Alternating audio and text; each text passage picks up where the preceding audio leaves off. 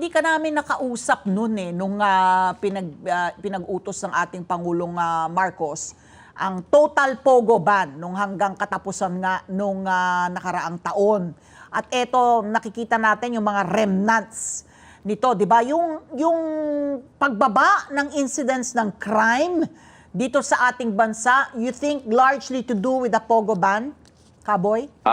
Yeah po, we fully agree with that. No? Dapat nga yung PNP leadership or other law enforcement agency should be prepared and ready and vigilant.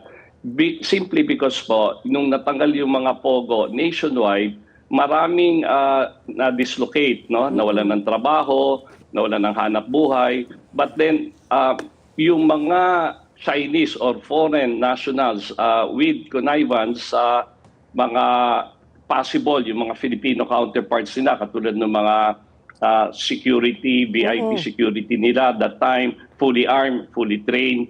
So parang feeling namin dito, itong resurgence, yung pagtaas ng mga kidnapping, hindi lang ito, na-highlight yan. Meron kami mga holdings before, months before, weeks before, may mga similar cases, no? At nang makita po natin nga dito yung pattern na medyo violente at inhuman at makita natin kumalat nga sa social media.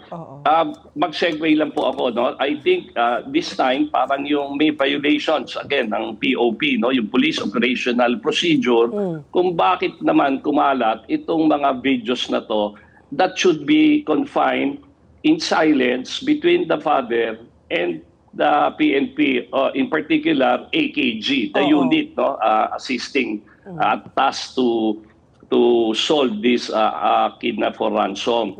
Nakita po natin dito, nag-viral. So, yung ganong mga pangyayari, nalalagay sa alanganin yung biktima, no? Saka yung crime solution, talagang mapupunta sa alanganin. So, this is a call for the PNP leadership. Merong dapat yun din ang imbestigahan nila, bakit kumalat. Yung resurgence should be expected dahil may forthcoming middle election, ano? So, alam naman po natin sa previous many years na dyan yung mga major crimes, yung source of funding nila is derived from kidnapping. Yun po, fundraising exactly. nila.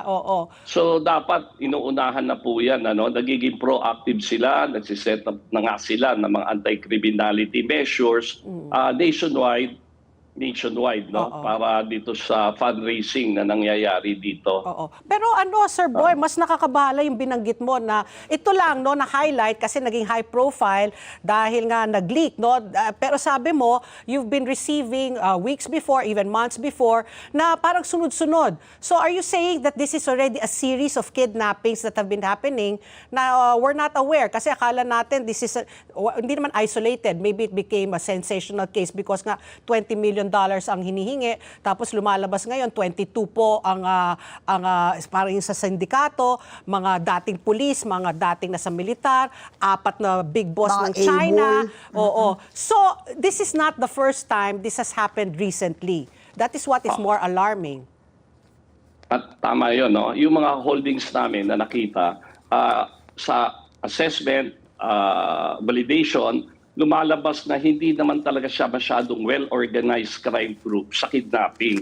Actually, yung identified groups na po yan, kukunti na lang ngayon talaga yan.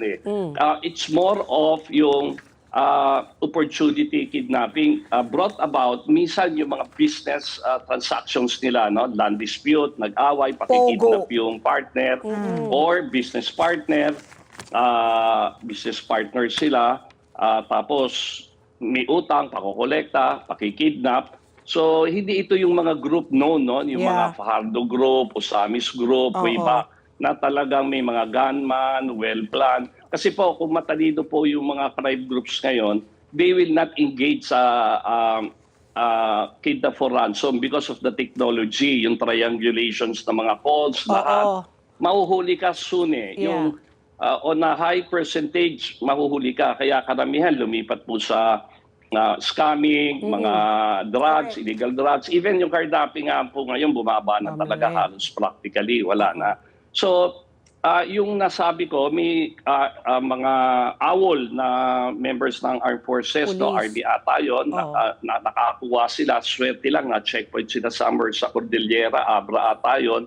Yung mga ganun po, only to find out, mga amateur hindi talaga sila into kidnapping. Tapos yung may na-encounter kami dyan, may naka-advertise na land for sale, lot for sale, na doon yung phone number, pinapunta lang nila doon nung pretending to be buyers. Tapos yun, sila. Let's get together. Sunnet 25.